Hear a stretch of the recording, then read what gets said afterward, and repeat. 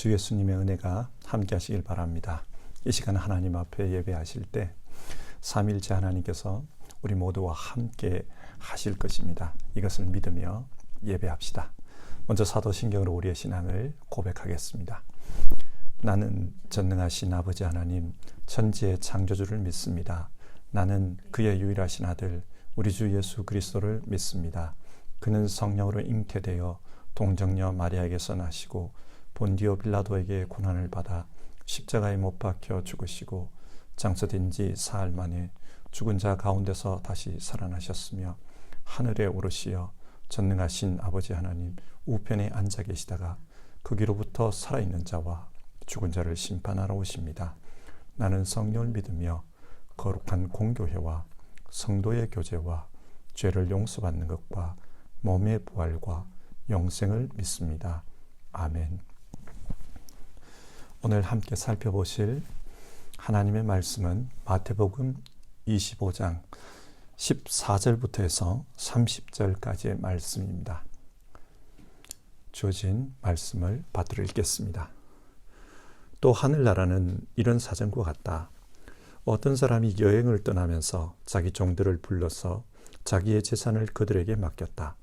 그는 각 사람의 능력을 따라 한 사람에게는 5달란트를 주고 또 한 사람에게는 2달란트를 주고 또 다른 한 사람에게는 1달란트를 주고 떠났다. 5달란트를 받은 사람은 곧 가서 그것으로 장사를 하여 5달란트를 더 벌었다. 또 2달란트를 받은 사람도 그와 같이 하여 2달란트를 더 벌었다. 그러나 1달란트를 받은 사람은 가서 땅을 파고 주인의 돈을 숨겼다. 오랜 뒤에 그 종들의 주인이 돌아와서 그들과 셈을 하게 되었다. 5달란트를 받은 사람은 5달란트를 더 가지고 와서 말하기를 주인님, 주인께서 5달란트를 내게 맡기셨는데 보십시오. 5달란트를 더 벌었습니다 하였다. 그의 주인이 그에게 말하였다. 잘했다. 착하고 신실한 종아. 네가 작은 일에 신실하였으니 이제 내가 많은 일을 네게 맡기겠다. 와서 주인과 함께 기쁨을 누려라. 2달란트를 받은 사람도 다가와서 주인님, 주인님께서 2달란트를 내게 맡기셨는데 보십시오. 2달란트를 더 벌었습니다 하고 말하였다. 그의 주인이 그에게 말하였다. 잘했다. 착하고 신실한 종아. 네가 적은 일에 신실하였으니 이제 내가 많은 일을 네게 맡기겠다. 와서 주인과 함께 기쁨을 누려라. 그러나 1달란트를 받은 사람은 다가와서 말하였다. 주인님, 나는 주인이 굳은 분이시라 심지 않은 데서 거두시고 뿌리지 않은 데서 모으시는 줄로 알고 무서워하여 물러가서 그 달란트를 땅에 숨겨두었습니다. 보십시오. 여기에 그 돈이 있으니 받으십시오. 그러자 그의 주인이 그에게 말하였다. 악하고 게으른 종아, 너는 내가 심지 않은 데서 거두고 뿌리지 않은 데서 모으는 줄 알았다. 그렇다면 너는 내 돈을 돈놀이하는 사람에게 맡겼어야 했다. 그랬더라면 내가 와서 내 돈의 이자를 붙여 받았을 것이다. 그에게서 1달란트를 빼앗아서 10달란트 가진 사람에게 주어라. 가진 사람에게는 더 주어 넘치게 하고 갖지 못한 사람에게는 있는 것마저 빼앗을 것이다. 이 쓸모없는 종을 바깥 어두운 데로 내쫓아라. 거기서 슬피 울며 이를 가는 일이 있을 것이다. 아멘. 오늘 말씀은 우리가 잘 아는 달란트 비유입니다. 이 비유는 주님 다시 오실 때까지 주를 믿는 사람은 이 땅에서 어떻게 살아야 하는지 그것에 대해 교훈하고 있습니다. 어떻게 살아야 한다고 말씀합니까? 예수님은 이 비유를 통해 자기에게 주어진 사명에 최선을 다하라 그렇게 말씀하셨습니다. 오늘 비유를 같이 한번 살펴보겠습니다. 14절인데요. 어떤 사람이 여행을 떠나면서 자기 재산을 종들에게 맡겼다고 합니다. 여기서 어떤 사람은 예수님을 가리킵니다.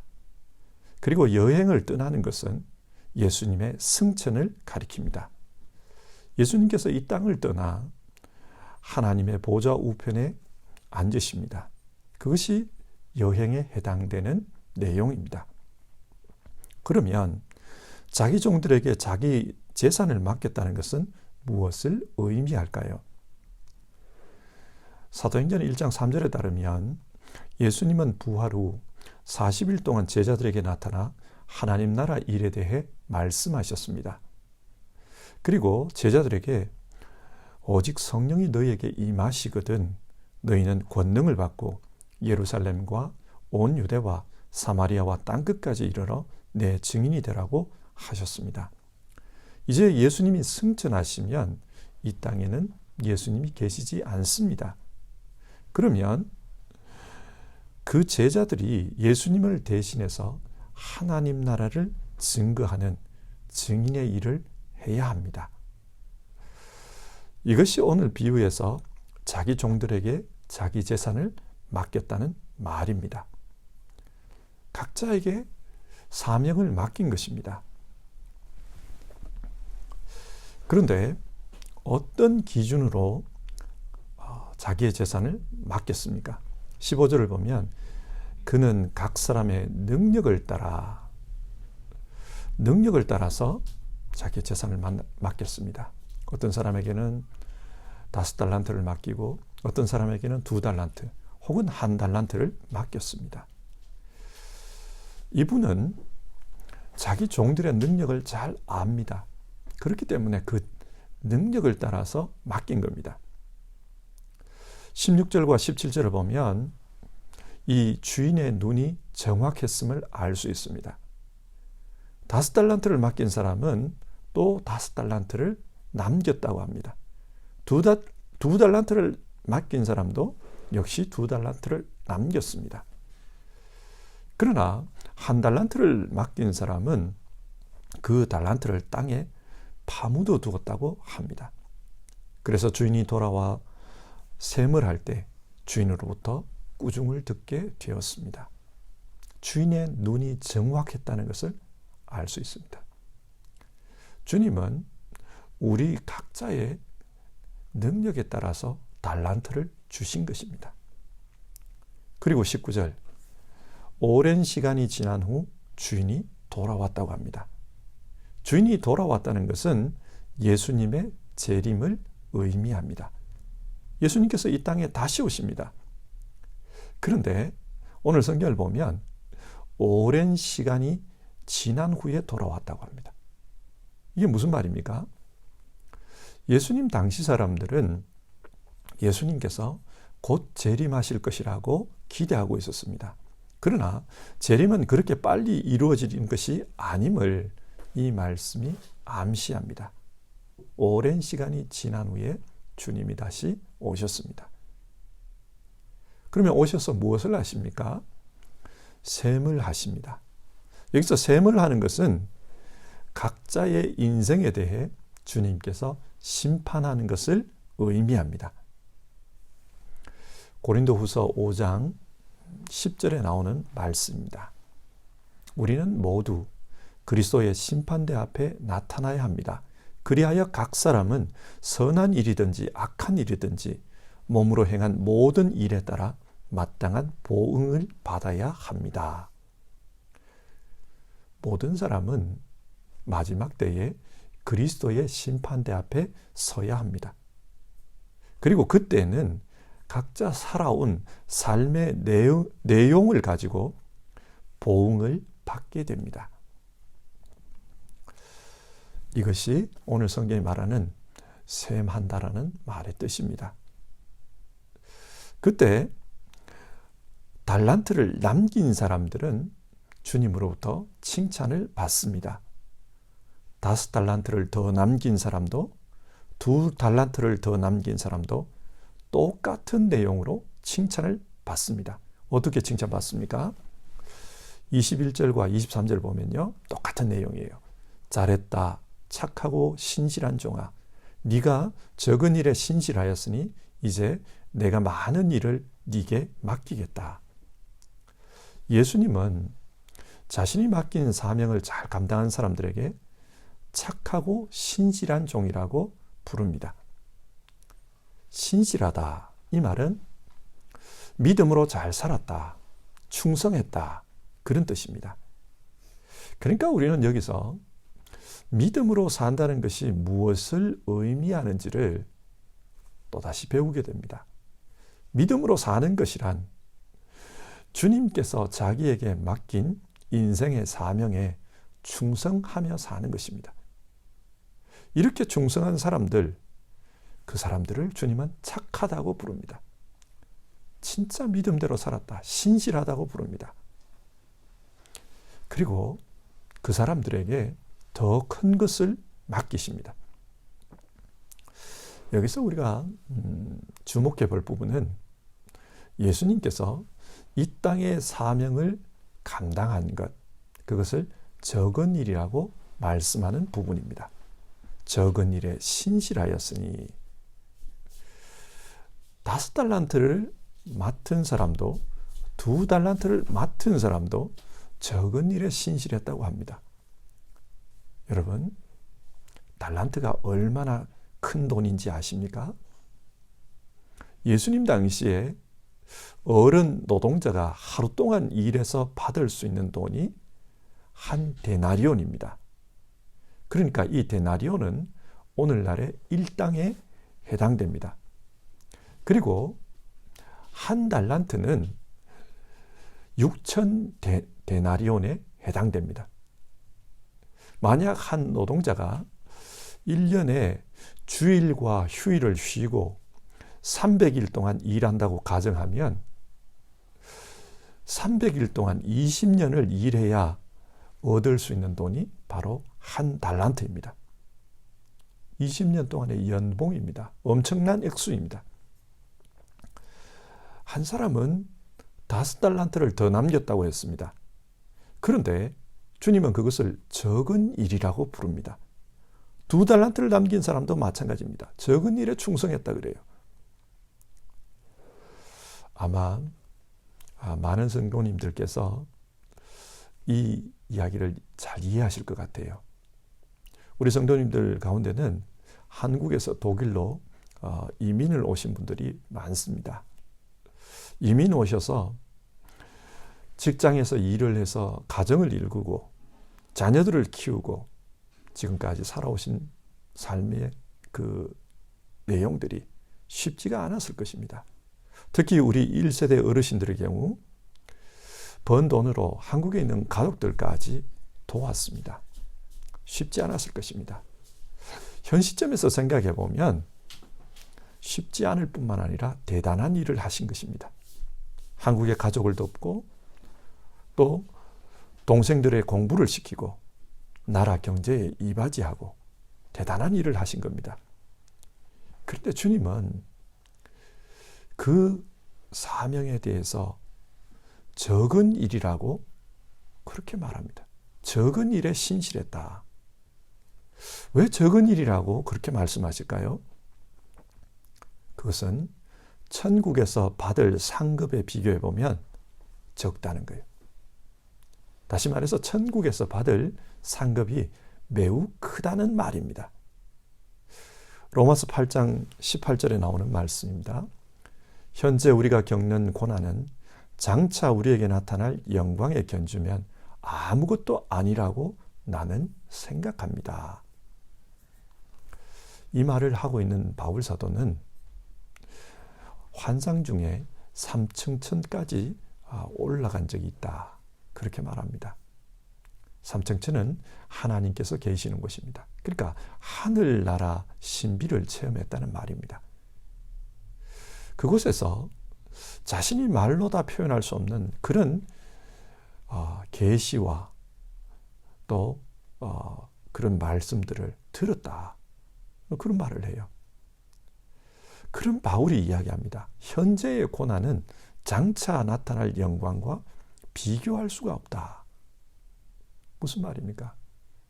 자기가 삼층천에서 본 그 영광, 우리가 받게 될 영광, 그것은 이 땅의 것과는 비교가 안 된다는 말입니다. 주님께서 각자에게 맡기신 사명, 그것에 충성한 사람들은 큰 상을 받게 됩니다. 그 상은 이 땅에서의 수고와 노력, 그리고 보람, 이것과 비교하면 비교가 안 된다는 거예요. 그리고 21절과 23절, 와서 주인과 함께 기쁨을 누려라. 천국 잔치에 참여하라는 말입니다. 저는 가끔 찬송을 부르면서 감정이 북받쳐 오르는 그런 경우가 있습니다. 그런 찬송 중에 하나가 찬송가 27장입니다. 빛나고 높은 보좌와 그 위에 앉으신 주 예수 얼굴 영광이 해같이 빛나네. 지극히 높은 위엄과 한없는 자비를 무천사 소리 합하여 늘 찬송 드리네.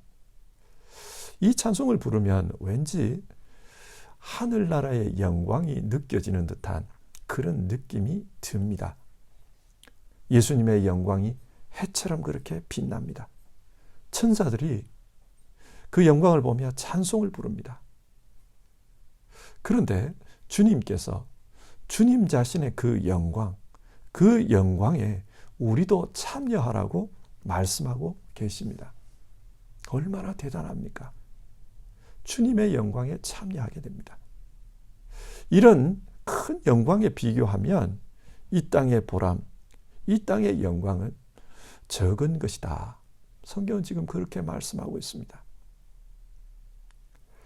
그런데 이 비유에서 우리에게 문제가 되는 것은 혹시 마지막 심판 때에 우리가 5달란트나 2달란트를 받은 사람처럼 주님의 영광에 참여하는 그런 사람이 아니라 1달란트를 받은 사람처럼 그렇게 되면 어쩌나 하는 것입니다. 이 사람은 주인으로부터 큰 책망을 받았습니다. 26절을 보십시오. 악하고 게으른 종아. 주님은 이 사람을 악하다고 말씀합니다. 그리고 30절, 이 쓸모없는 종을 바깥 어두운 데로 내쫓아라. 거기서 슬피 울며 이를 가는 일이 있을 것이다. 천국에서 쫓겨나 바깥 어두운 데서 이를 갑니다. 지옥의 삶을 사는 것입니다.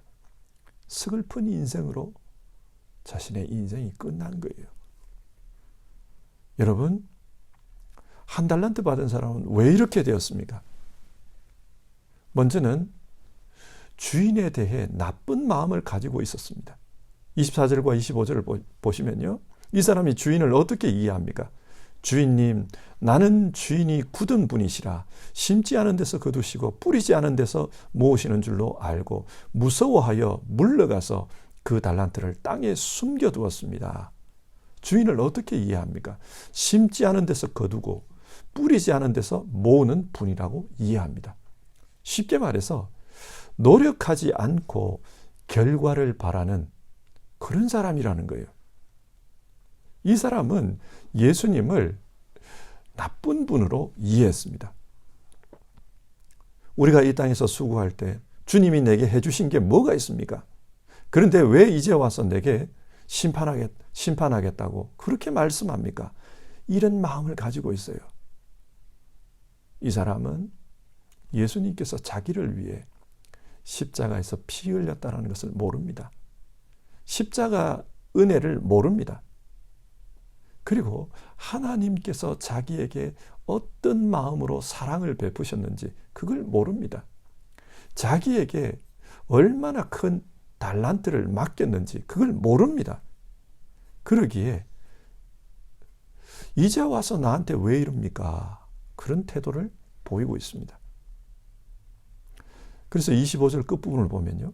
보십시오. 여기에 그 돈이 있으니 받으십시오.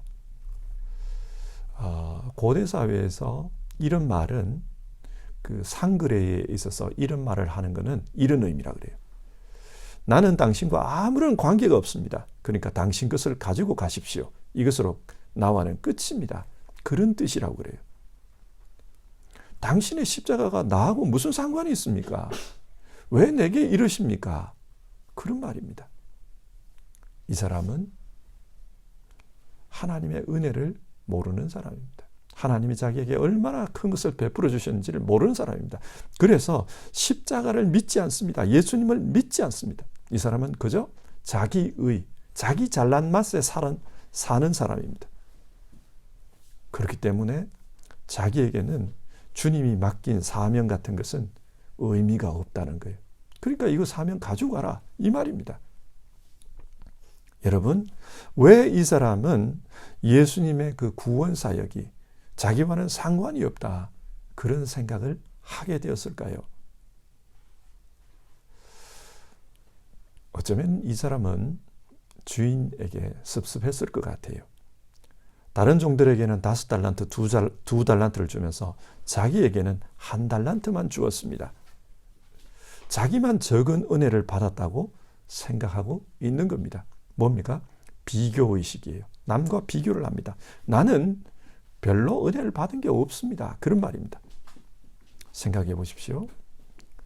어떤 사람은 태어나 보니 믿음으로 살기 좋은 그런 가정에 태어났습니다. 기독교 국가에서 믿음의 집안에서 그렇게 태어났습니다. 그러니 이런 사람은 자연스럽게 믿음의 삶을 살 수 있습니다. 그런데 어떤 사람은 비기독교 국가, 특히 이슬람 국가 같은 데서 태어났다고 한번 가정해 봅시다. 예수님을 믿기 어려운 환경에서 태어났습니다. 나를 그런 환경에 태어나게 해놓고 왜 이제 와서 내게 사명을 따지고 있습니까? 그런 말입니다. 사실 우리가 살아가는 삶을 보면 불공평하다 싶을 때가 있어요. 어떤 사람은 태어나 보니 유복한 가정입니다. 그래서 살아가는 것 자체가 쉬워요. 사명을 감당하기도 쉽습니다. 근데 어떤 사람은 정말 가난합니다. 먹고 살기도 바쁜데 무슨 사명? 이런 생각을 할 수 있습니다. 그래서 이 사람은 하나님에게 원망의 마음을 가지고 있는 겁니다. 근데 중요한 것은 내가 태어나면서 하나님으로부터 받은 그 환경이 아닙니다. 그런 환경, 배경 이런 건 좀 차이가 있을 수 있어요. 그러나 하나님은 그걸 중요하게 생각하지 않습니다. 왜 그렇습니까? 그런 환경, 그런 배경은 내 힘으로 어쩔 수 없는 것 아닙니까? 내가 원해서 그런 곳에 태어난 게 아니지 않습니까? 하나님 주신 겁니다. 5달란트를 남겼던 2달란트를 남겼던 주님은 그 액수를 따지지 않습니다. 내가 어떤 환경에서 자랐느냐 그걸 따지지 않습니다. 하나님이 중요하게 생각하는 것은 뭐냐? 내 인생은 하나님께서 주신 것이다. 달란트다. 그러니 내 인생 하나님께 응답하며 살아야 한다. 그 태도입니다. 그런 태도를 가지고 살았느냐, 가지고 살지 않았느냐, 그것을 하나님은 중요하게 보십니다. 민수기 13장을 보면 고라 자손의 반역 이야기가 나옵니다. 이 고라라는 사람은 레위의 후손이에요. 모세와 아론도 레위의 후손이지 않습니까? 같은 레위 지파 사람입니다. 그런데 아론은 제사장으로 하나님을 섬기고 고라 자손은 레위인으로 성전 봉사를 해야만 했습니다. 제사장들은 에봇을 입고 거룩한 일을 담당하는 반면 레위인들은 성전에서 허드렛 일을 해야 했어요. 그래서 불만을 품게 됩니다. 그리고 나중에는 반역하게 됩니다. 그 결과 이 고라 자손은 하나님으로부터 심판을 받게 돼요. 무슨 말입니까? 살다 보면은 사명의식보다는 비교의식에 사로잡힐 때가 있어요. 그런데 비교의식에 사로잡혀 살다 보면 하나님을 원망하게 됩니다. 왜 나를 이렇게 태어나게 하셨습니까? 원망이 나와요. 그러면 주님께 충성할 수 없습니다.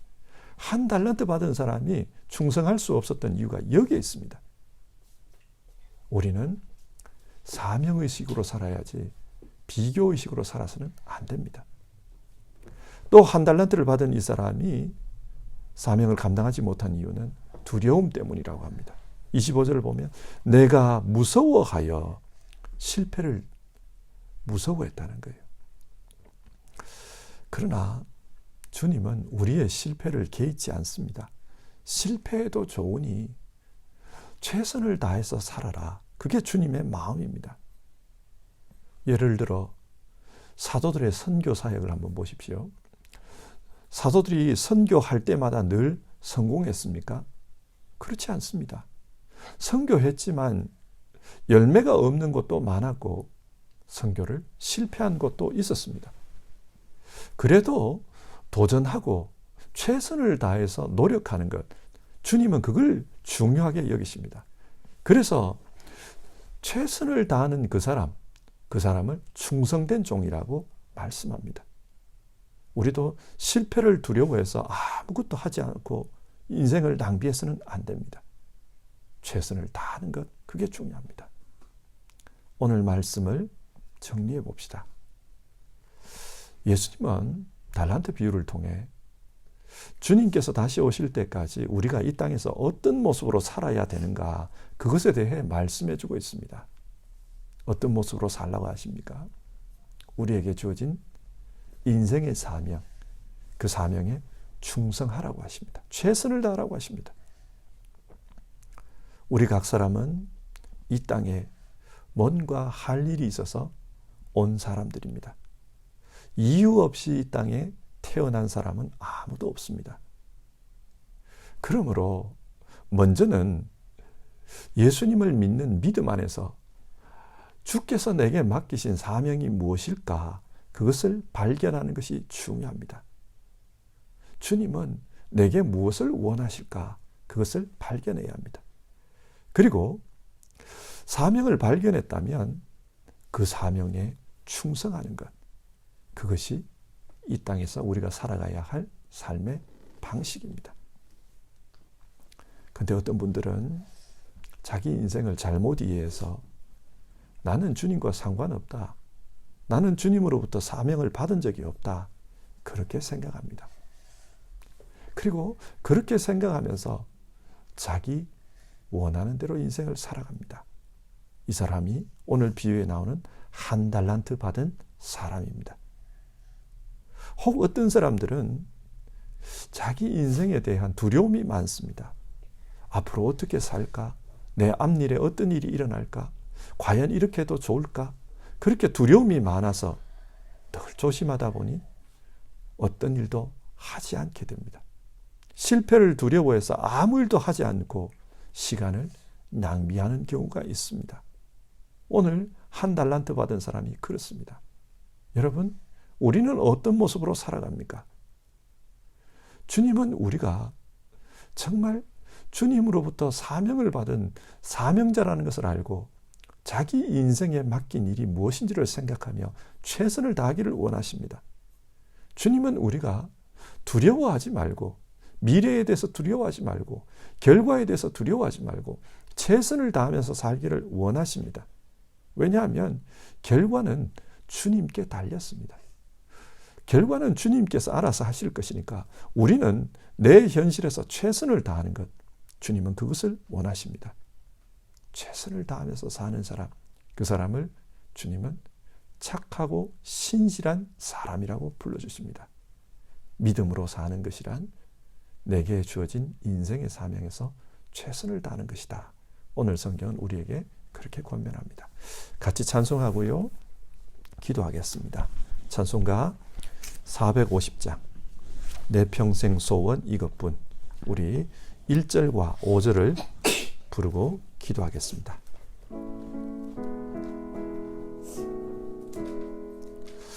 내 평생 소원 이것뿐, 주의 일 하다가 이 세상 이별하는 날 주 앞에 가리라. 쌀같이 빠른 광음을 주 위에 아끼세, 온몸과 마음을 바치고 힘써서 일하세. 아멘. 우리 같이 기도하겠습니다. 사랑하는 성도 여러분, 주님께서 우리에게 부탁하시는 바는 이 땅에 살면서 각자 하나님께서 맡기신 인생의 사명에 최선을 다하라고 하십니다. 그 인생의 사명은 사람마다 다릅니다. 처해 있는 상황마다 다릅니다. 어떤 사람에게는 한 가정을 일으키는 걸 맡겼고, 어떤 사람에게는 주의 복음을 위해 충성하는 걸 맡겼고, 또 어떤 사람에게는 나라를 위해 충성하는 일을 맡기기도 했습니다. 우리에게 맡기신 하나님의 사명이 무엇인지를 생각하며 주여 그 사명에 충성하며 살겠습니다. 우리가 그런 기도를 오늘 아침에 드려봅시다. 그리고 너무 인생에 대한 두려움이 많아서, 앞날에 대한 염려가 많아서 늘 염려함으로 시간을 보내는 그런 인생이 아니기를 바랍니다.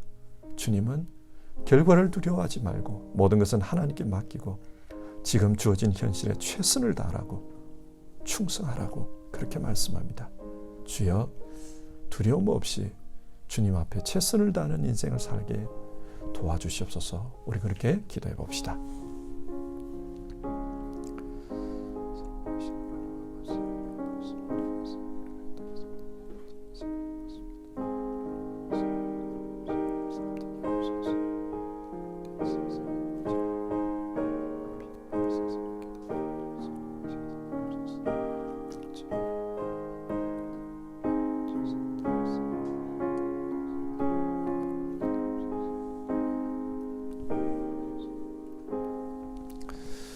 하나님 아버지, 오늘 말씀을 통해서 우리가 이 땅에서 어떻게 살아야 하는가, 그것을 살펴보았습니다.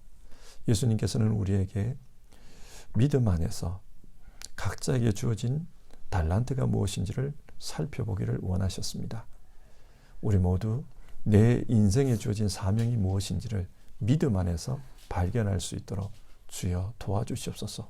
지혜를 주시옵소서. 우리의 사명이 무엇인지를 잘 알게 하여 주시옵소서. 그리고 그 주어진 사명에 최선을 다하며 살게 하옵소서. 결과를 두려워해서 아무것도 못하는 그런 삶을 살지 않게 하옵소서. 또 남과 비교하면서 나는 이것이 없어, 그렇게 자기 인생을 비관하면서 아무것도 안 하고 사는 그런 삶 되지 않게 하옵소서. 주님께서 주신 인생, 좋은 것이든 나쁜 것이든 그 자리에서 충성할 수 있는 우리 모두 되도록 도와주시옵소서. 그리고 현실에 두려움을 가지지 않고 정말 모든 걸 주님께 맡기고 최선을 다하는 우리 모두 되게 하옵소서. 오늘 하루도 주어진 시간을 살아가면서 주님 앞에서 살아가는 우리 모든 성도님들 믿음으로 최선을 다하는 그런 인생 살도록 성령 하나님 도와주시옵소서. 어려움에 처한 분들 주님 기억해 주시옵소서. 특별히 건강에 어려움을 겪고 있는 우리 성도님들을 주님 기억해 주시옵소서. 병원에 계시는 분들 주님 도와주시옵소서. 그리고 또 여러 가지 삶의 어려움 가지고 주님 앞에 도움을 간청하는 분들 주님 지켜주시옵소서. 그 마음에 외로움과 어려움을 가지고 있는 분들도 주님 붙잡아 주시고 힘 주시고 용기 주시옵소서. 오늘 하루의 삶 주 안에서 신실하게 살도록 우리 모두를 이끌어 주시기를 바라고 우리 주님 예수님 이름으로 기도드립니다. 아멘. 주기도문 하심으로 예배 마칩니다. 하늘에 계신 우리 아버지, 아버지의 이름을 거룩하게 하시며 아버지의 나라가 오게 하시며 아버지의 뜻이 하늘에서와 같이 땅에서도 이루어지게 하소서. 오늘 우리에게 일용할 양식을 주시고 우리가 우리에게 잘못한 사람을 용서하여 준 것 같이 우리 죄를 용서하여 주시고 우리를 시험에 빠지지 않게 하시고 악에서 구하소서. 나라와 권능과 영광이 영원히 아버지의 것입니다. 아멘.